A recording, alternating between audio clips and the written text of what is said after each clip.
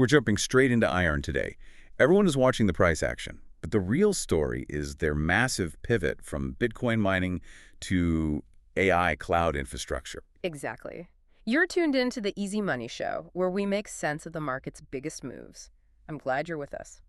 And before we unpack all the mechanics of this transition, just take a second right now to subscribe and hit the like button. It helps us keep bringing you the clarity you need in these volatile markets. Yeah, definitely. So today, we're really just trying to cut through all the daily noise surrounding IREN.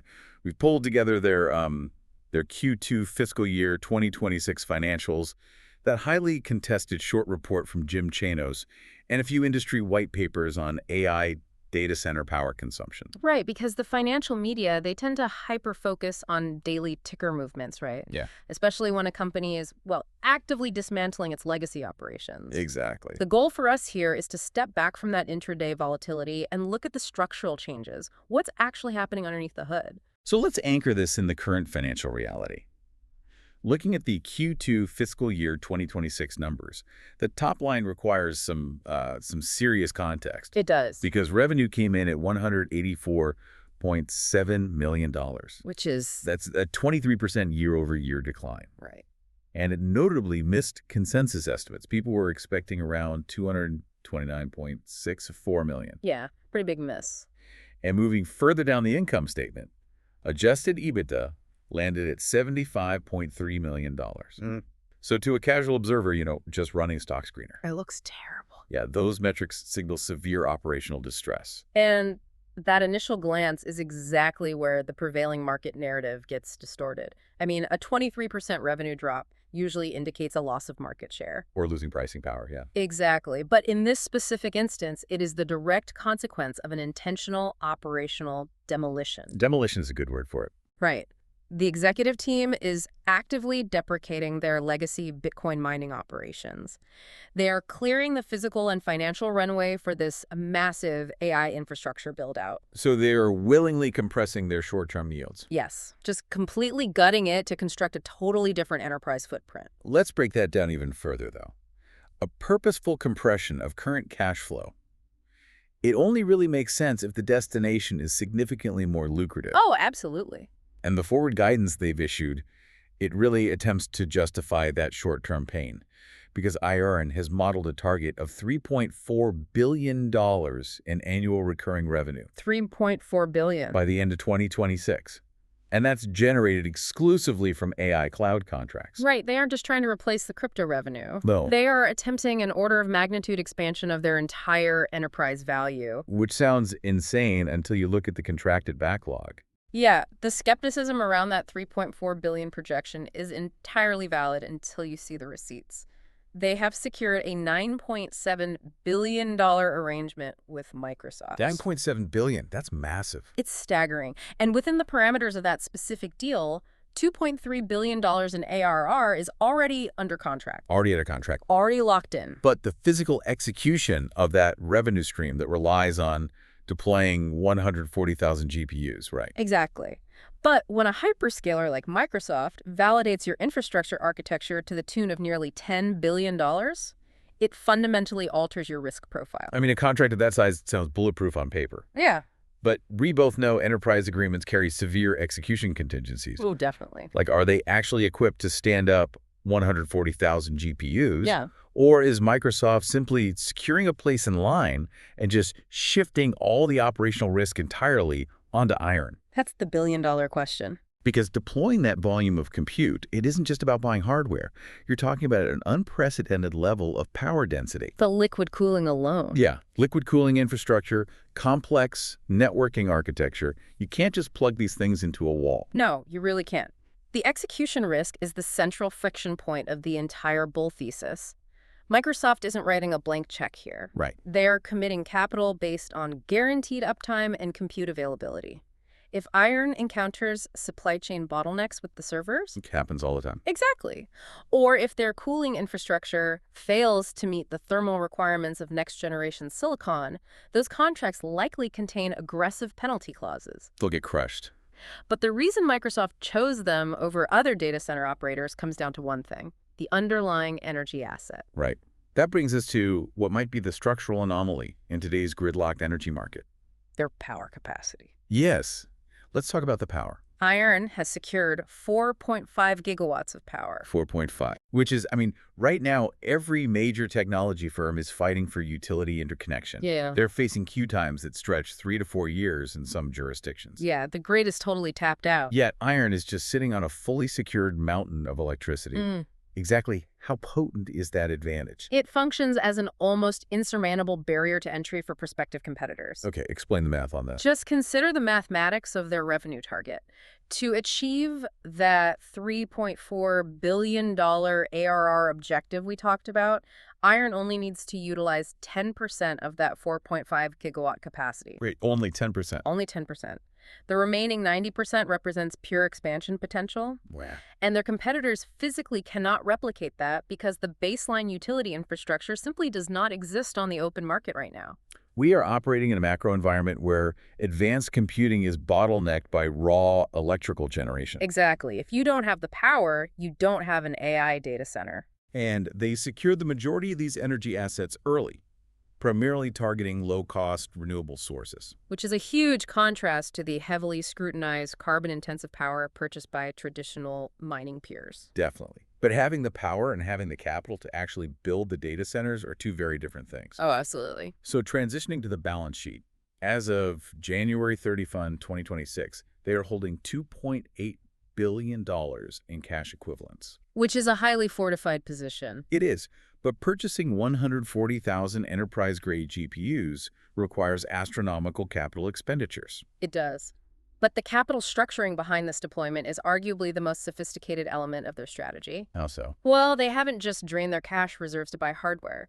They have secured over $9.2 billion in funding this year alone. $9.2 billion. Yeah. And the most critical component of that capital stack, customer prepayments.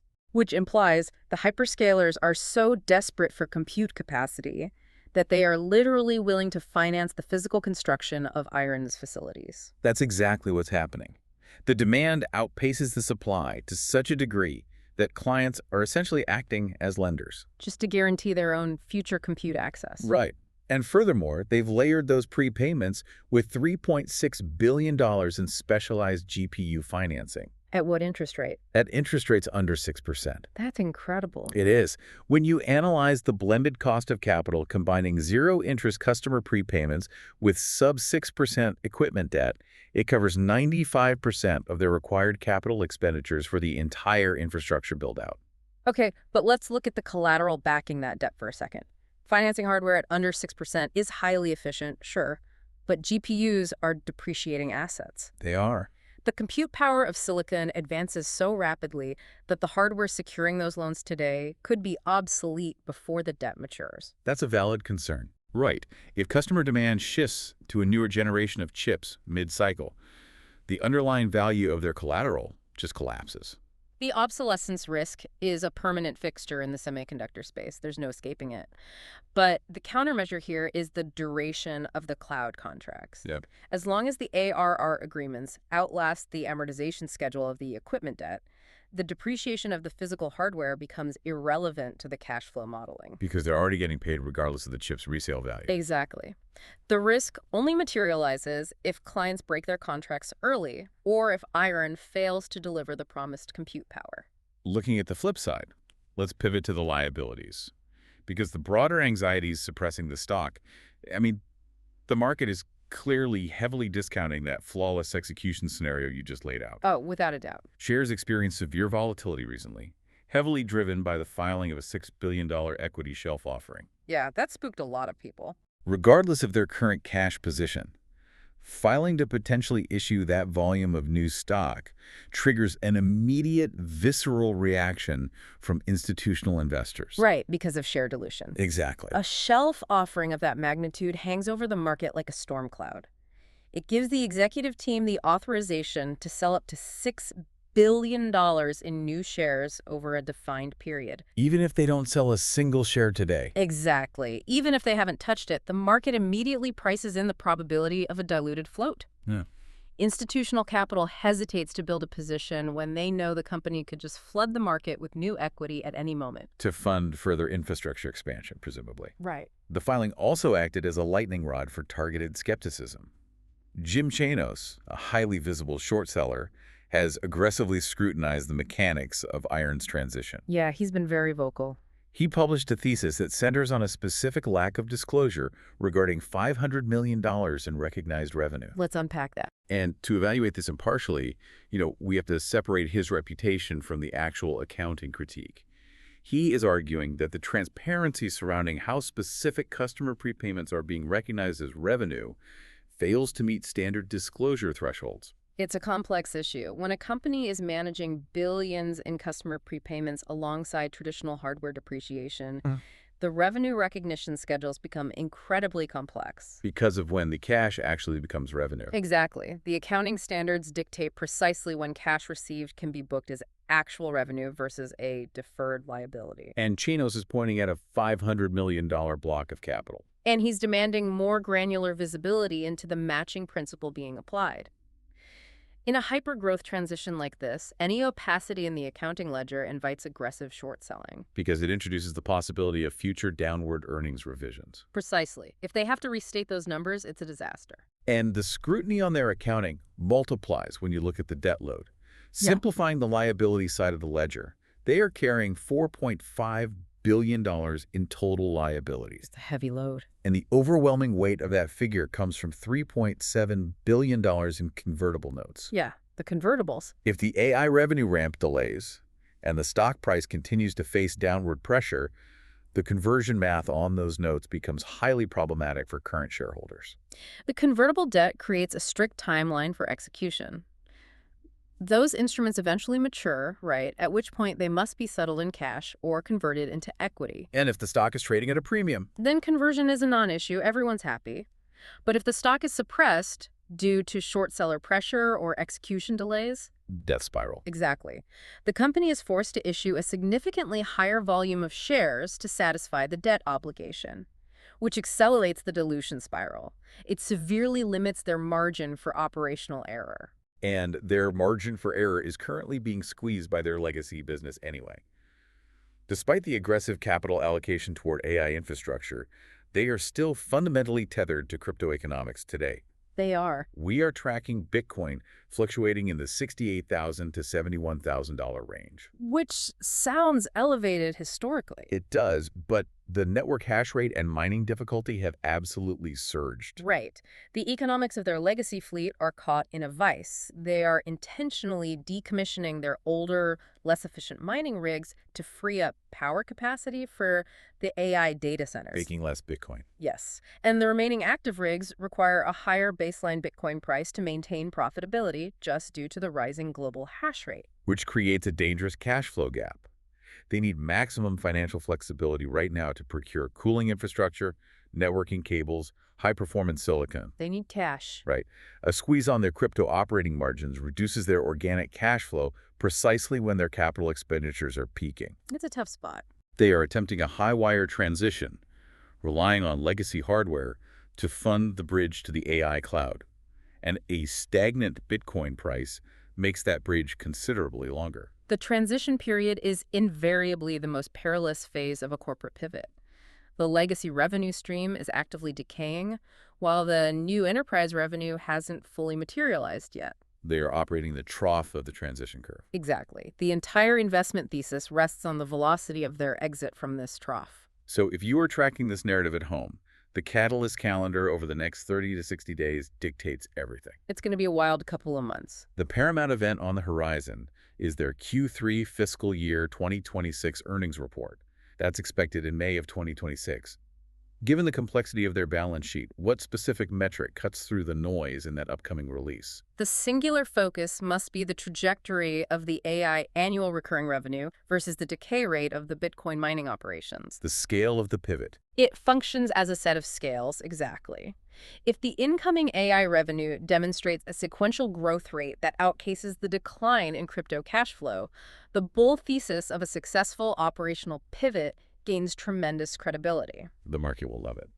But conversely, if the Microsoft GPU deployments face integration delays and the crypto margins continue to compress, the anxiety surrounding that $3.7 billion in convertible debt will completely dominate the price action. Beyond the financial engineering, you have to verify the physical reality of the business too. Right. The hardware deployment metrics are crucial. They publish monthly investor updates, and the target is 140,000 GPUs live by the end of 2026. You have to watch those updates closely. Any mention of supply chain bottlenecks, specifically related to advanced liquid cooling components or high-bandwidth networking switches, should be treated as a severe warning sign. Because procuring the GPUs is only the first step. Networking them into functional clusters is where the actual engineering challenges arise. The macro environment also plays a disproportionate role in determining IREN's valuation multiple over the coming quarters. You really have to monitor the broader sector rotation into AI infrastructure. Like what specifically? The upcoming earnings reports from hardware bellwethers like NVIDIA or Broadcom, they serve as leading indicators for enterprise compute demand. Setting the temperature for the whole sector. Exactly.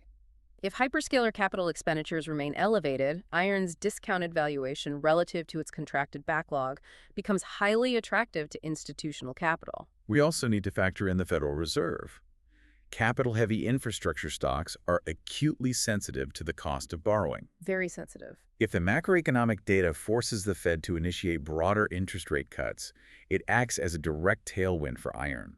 Lower rates diminish the servicing costs on any future debt they need to raise. And it increases the present value of their future cash flows. It provides a massive relief valve for their balance sheet. Synthesizing all these disparate elements we've talked about, IREN really stands as the quintessential battleground stock in today's market. It is the ultimate tug-of-war. The bullish narrative presents an undervalued AI infrastructure powerhouse, armed with billions in contracted revenue, brilliant non-dilutive customer prepayments, and a 4.5 gigawatt energy asset that effectively locks competitors out of the market. It's a compelling case. But the bearish counter-narrative highlights a company constrained by billions in convertible liabilities, facing immense operational execution risks and operating under the looming threat of a $6 billion equity dilution.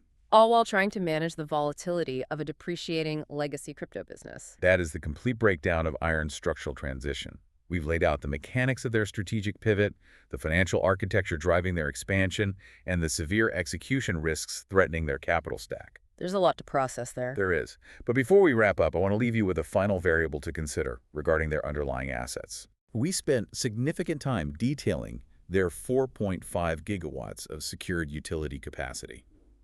In a global economy that is rapidly realizing it does not have the grid infrastructure to support the energy demands of artificial intelligence, access to raw electricity is becoming the ultimate scarce resource. It's the new oil. Exactly. So consider the possibility that the intrinsic value of IREN's fully secured gigawatt-scale power portfolio might eventually surpass the value of the actual computing hardware they intend to plug into it. Now that is a fascinating thought. Thank you for joining us today, and don't forget to subscribe to the Easy Money Show so you're always prepared for the market's next big move. See you next time.